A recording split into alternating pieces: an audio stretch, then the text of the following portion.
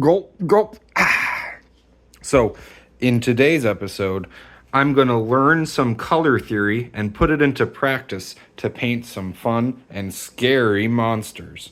Sounds good? Oh, no! Hi, I'm Just Weston, and welcome to Learn by Painting. In this episode, I'm going to utilize some basic color theory to paint my horrifying horrors with 3 color theory theories in mind. Will it go horribly wrong? Maybe. It's a fairly windy day today, and I have a hurt foot. Welcome to Learn by Painting.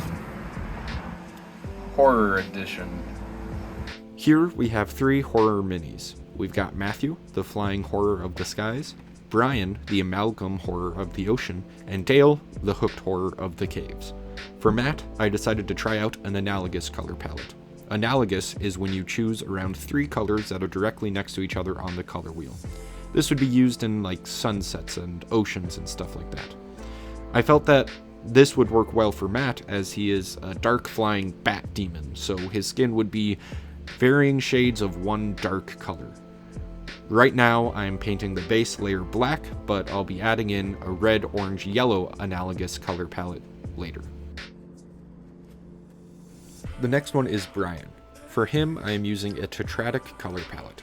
Tetratic is when you choose 2 sets of complementary colors. You make one color the main color and balance out the other 3 in terms of warm to cool ratio. I chose purple and yellow and blue and orange.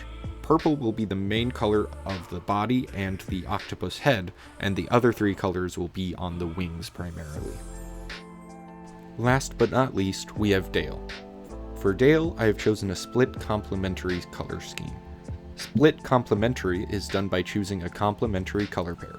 One of the colors remains as is, and its opposite gets split to the 2 neighboring colors. For Dale, I will be using a lilac/purple as its main color, and instead of using yellow, I will be using green and orange as its split complementary. Learning time! As I paint the next layers onto these creatures, let me explain what they are in the world of Dungeons & Dragons. They are 3 different kinds of horrors.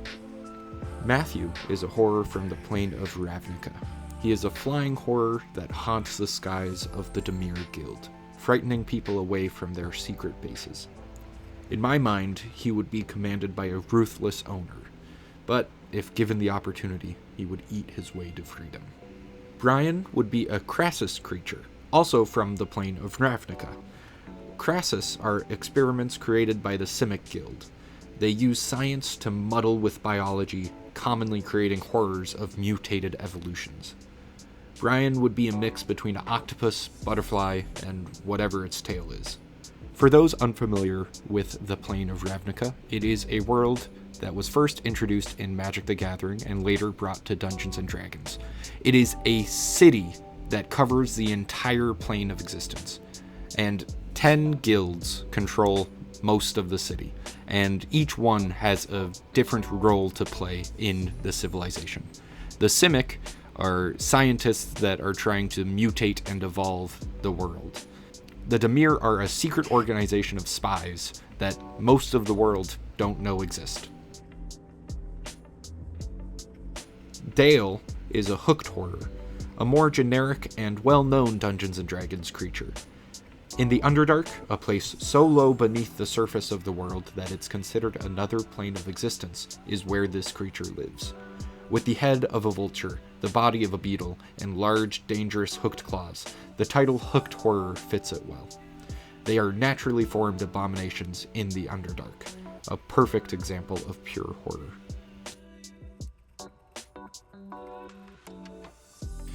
Now, there were 2 other horrors, but they kind of freaked me out, so here they are.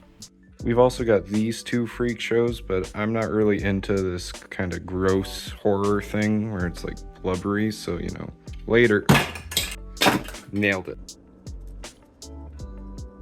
At this point, I am not a big fan of these creatures. Matthew looks fine, but the other 2 were really bothering me. So let's look at the small details I add to try to fix them. I add blue to Brian's wings I make the base of Dale's platform yellow. Always paint the bottom as well.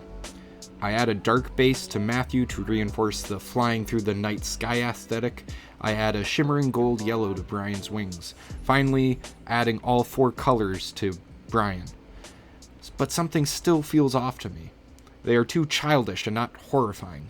So let's keep trying new things. I add a pale white to Dale's beak, his face, and hooks to differentiate that part of the creature. I use the same dull white to add texture to its feathered shell, so it's not just way too much green. I paint the spine of Brian blue, so the purple isn't as dominant in the center area.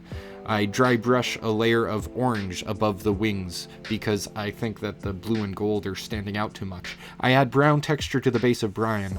I add black lines to break apart the flat areas of his body, and finally, after all that, I superglue Dale back together for the second time today. And at the end, I'm not completely happy with Brian and Dale still. And with hindsight, it's because of my challenge. I pigeonholed myself into using 3 different color scheme theories. The analogous theme for Matt fit very well, but the other 2 ended up not working out. Forcing myself to choose colors based off of the schematic instead of what feels right for the monster wasn't ideal. I feel the butterfly color scheme could have worked, but the colors I chose didn't mesh well with the body, and the split complementary color forced me to use green on Brian's shell, and it just didn't end up right. While I do think I failed at my challenge of painting 3 monsters with 3 separate color theory color schemes, the session wasn't a failure. I learned about color theory, and I learned firsthand that you should paint with what's right, while keeping these schematics and these theories in the back of your mind to aid your palettes as you paint them, instead of dictating them beforehand. And at the end of the day, when I look at these creatures, when I pose them correctly, they would still be terrifying to battle. Thanks for watching. Please subscribe.